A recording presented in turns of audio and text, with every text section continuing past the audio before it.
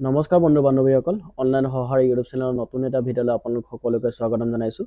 বন্ধু বান্ধৱীসকল আজিৰ এইটো ভিডিঅ'ত মই দেখুৱাবলৈ গৈ আছোঁ আপোনালোকে কেনেকৈ ইনকাম চাৰ্টিফিকেট বা বাৰ্ষিক আয় প্ৰমাণপত্ৰ আবেদন কৰি উলিয়াব পাৰিব অনলাইনত ঘৰতে বহি আপোনালোকে আবেদন কৰি উলিয়াব পাৰিব মোবাইলৰ জৰিয়তে। সকলো প্ৰচেছ দেখুৱাম আপোনালোকে কেনেকৈ আবেদন কৰিব, ক'ত কৰিব, কিমান মাচুল প্ৰয়োজন হ'ব, কি কি ডকুমেণ্টছৰ প্ৰয়োজন হ'ব সকলো কথা ক'ম। গতিকে আপোনালোকে ভিডিঅ'টো শেষলৈকে চাব। যদি আপোনালোকৰ প্ৰয়োজন হৈছে ইনকাম চাৰ্টিফিকেট এখনৰ তেন্তে ভিডিঅ'টো আৰম্ভ কৰোঁ।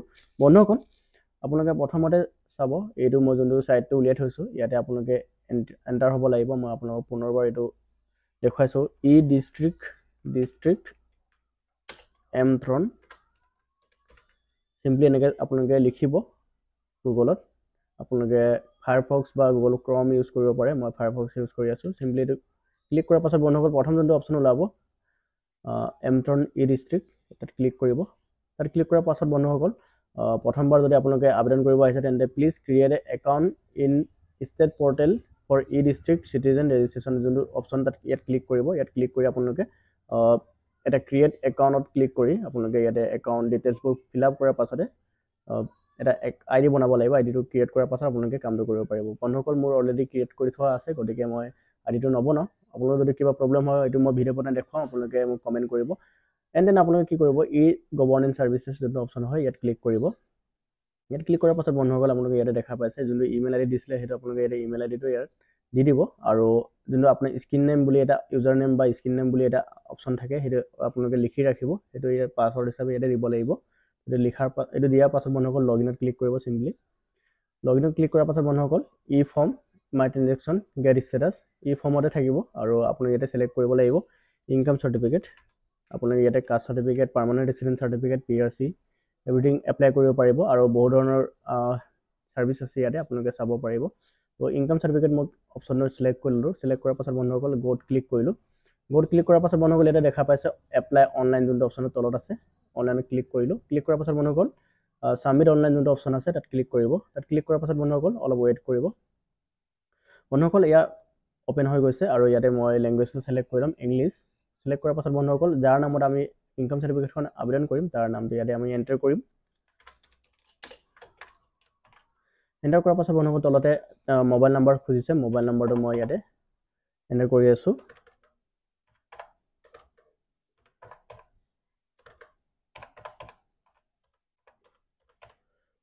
মোবাইল নাম্বাৰ দিয়াৰ পাছত বন্ধুসকল এইবোৰ নিদিলেও হয়, আধাৰ নাম্বাৰ, পান কাৰ্ড নাম্বাৰবোৰ ইয়াতে ফাদাৰ্ছ নেমটো দিলে হয়। ইয়াতে চন অফ কি হয়, মৰিলে যদি লেট হয়, যদি নাই মৰা তেন্তে মিষ্টাৰ বা মিছেছ যি হয় সেইটো দিব।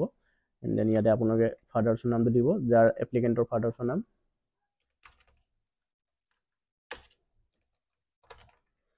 তাৰ পাছতে বন্ধুসকল তলত অপশ্যন আছে ইনকাম চ'ৰ্চটো কি হয়, কাল্টিভেটৰ বিজনেছ যি হয় আপোনালোকে এতিয়া চিলেক্ট কৰিব। মই কাল্টিভেটৰ দিছোঁ আৰু কাল্টিভেটৰ পাছত মই বৃত্তিটো ফাৰ্মাৰ দিছোঁ, অকুপেশ্যনটো, আৰু এনুৱেল ইনকামটো মই 1,40,000 দি দিছোঁ।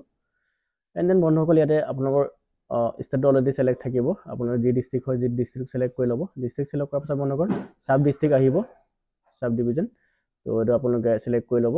সেইটো চিলেক্ট কৰাৰ পাছত বন্ধুসকল চাৰ্কুল অফিচটো আহিব। আপোনালোকৰ যিটো চাৰ্কুল অফিচ হয় ইয়াতে চিলেক্ট কৰি ল'ব। মই যেনেকৈ চিলেক্ট কৰি আছোঁ আপোনালোকৰ চাৰ্কুল অফিচটো ইয়াতে চিলেক্ট কৰি ল'ব। মৌজা বৰদলনি আমাৰ ইয়াৰটো। তো আপোনালোকৰ যি হয় এইটো ইয়াত চাওক বন্ধুসকল কিছুমান গাঁৱৰ নাম নোলাব পাৰে। কিছুমান গাঁৱৰ নাম নোলালে আপোনালোকে কি কৰিব আদাৰ্ছ বুলি চাৰ্চ কৰিব। চাৰ্চ কৰাৰ পাছত বন্ধুসকল ইয়াতে আদাৰ্ছত ক্লিক কৰিব। ক্লিক কৰাৰ পাছত বন্ধুসকল ইয়াত মেনুৱেলি আপোনালোকে গাঁওখনৰ নাম এণ্টাৰ কৰিব পাৰিব। তো মই এণ্টাৰ কৰি আছোঁ।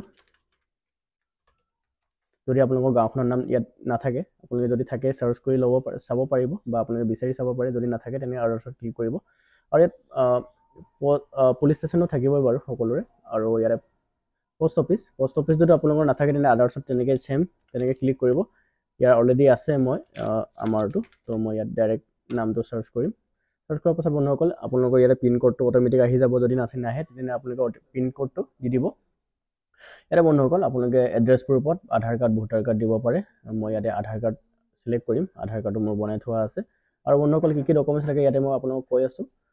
আধাৰ কাৰ্ড লাগিব বা ভোটাৰ কাৰ্ড আপোনালোকৰ ID প্ৰুফ হিচাপে, আৰু এড্ৰেছ প্ৰুফ হিচাপে লেণ্ড ৰেভিনিউ ৰিচিপ্ট, বা আপোনালোকৰ যদি লেণ্ড ৰেভিনিউ ৰিচিপ্ট নাই, আপোনালোকৰ যদি মাটি খাজানা যদি ৰচিদ যদি নাই তেন্তে আপোনালোকে গাঁওবুঢ়াৰ পৰা এখন কাগজ উলিয়াব পাৰিব। যোনটো কাগজটো আপোনালোক মই দেখাই আছোঁ, সেইটো কাগজ আপোনালোকে গাঁওবুঢ়াৰ পৰা উলিয়াই আবেদন কৰিব পাৰিব। চাওক বন্ধুসকল এয়া পৰিয়ালৰ বাৰ্ষিক আয়ৰ বাবে গাঁওবুঢ়া প্ৰধানে দিব লগা প্ৰতিবেদন যোনটো যেনেকৈ আপোনালোকে গাঁওবুঢ়াৰ পৰা এখন কাগজ লিখি দিব সেইটো কাগজ আপোনালোকে লিখা আনি ইয়াতে আপলোড কৰিব লাগিব যদি আপোনালোকৰ লেণ্ড ৰেভিনিউ ৰিচিপ্ট নাই খাজনা ৰচিদ যদি নাই আৰু এখন আপোনালোকে এপ্লিকেশ্যন ফ্ৰী ফিল কাগজ এখন আপোনালোকে প্ৰিণ্ট কৰিব লাগিব সেইটো কেনেকৈ প্ৰিণ্ট কৰিব আপোনালোক মই দেখাই আছোঁ সেইটো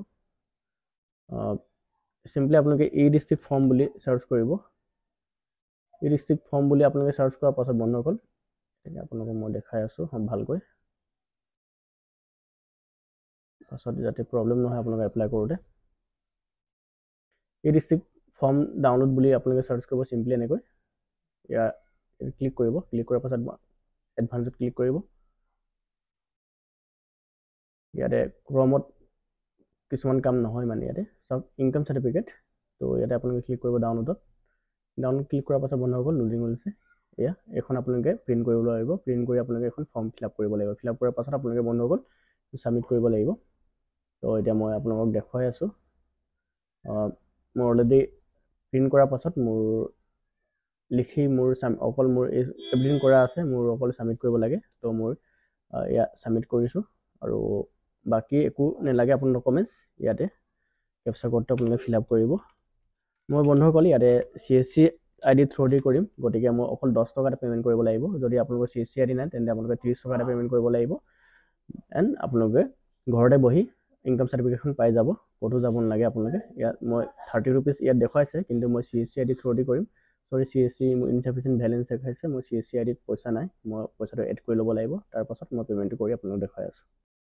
বন্ধুসকল মই ইয়াতে CSC ID পেমেন্টটো কৰিলোঁ CSC ID মই ৱালেটত পইচাটো ভৰালোঁ ভৰোৱাৰ পাছত মই ইয়াতে সিম্পলি পে অপশ্যন ক্লিক কৰিম অলপ আগতে মই আপোনালোকক দেখাইছিলোঁ তেতিয়া ইনসাফিচিয়েন্ট বেলেন্স হৈ আছিলে মোৰ CSC ID টকা নাছিলে এতিয়া মই জাস্ট টকা ভৰালোঁ ভৰাৰ পাছত ভ্যালিডেটত ক্লিক কৰিলোঁ ক্লিক কৰাৰ পাছত CSC ৱালেটৰ মোৰ যোনটো পিনটো হয় এটা পিনটো এন্টাৰ কৰাৰ পাছত মই পে যোনটো অপশ্যনটো আছে তাত ক্লিক কৰিম সিম্পলি ক্লিক কৰাৰ পাছত বন্ধুসকল ইয়াতে ওয়েট কৰিব অলপ ওয়েট কৰাৰ পাছত বন্ধুসকল আপোনালোকে ইয়াতে যোনখন ৰিসিট হ'ব এখন ওলাই যাব আৰু ৰিসিটখন আপোনালোকে ৰাখি ল'ব পাৰে আৰু প্ৰায় আপোনালোকৰ ম্যাক্সিমাম 10 ডেছৰ ভিতৰত আপোনালোকৰ যোনখন ইনকাম সাৰ্টিফিকেট হয় এখন ওলাই যাব আৰু আপোনালোকে ডাউনলোড কৰিব পাৰিব কেনেকৈ ডাউনলোড কৰিব আপোনালোকৰ যদি অসুবিধা হয় তেন্তে মোক কমেন্ট কৰিব মই ভিডিও বনাই আপোনালোকক দেখাম অতি সহজে আপোনালোকে ডাউনলোড কৰিব পাৰিব এখন ৰিসিট হ'ব আপোনালোকৰ তো এনেকৈ আপোনালোকে ইনকাম সাৰ্টিফিকেট এপ্লাই কৰিব পাৰিব গতিকে বন্ধুসকল ভিডিওটো ভাল লাগিলে লাইক কৰিবলৈ নাপাহৰিব লগতে চেনেলত যদি নতুন তেন্তে আপোনালোকে চেনেলটো সাবস্ক্ৰাইব কৰি বেল আইকন ক্লিক কৰি ৰাখিবলৈ নাপাহৰিব ধন্যবাদ ভিডিওটো শেষলৈ চাবৰ বাবে আমি আকৌ এটা নতুন ভিডিও লগ পাম তেতিয়ালৈ ধন্যবাদ জয় অসম বন্দে মাতৰম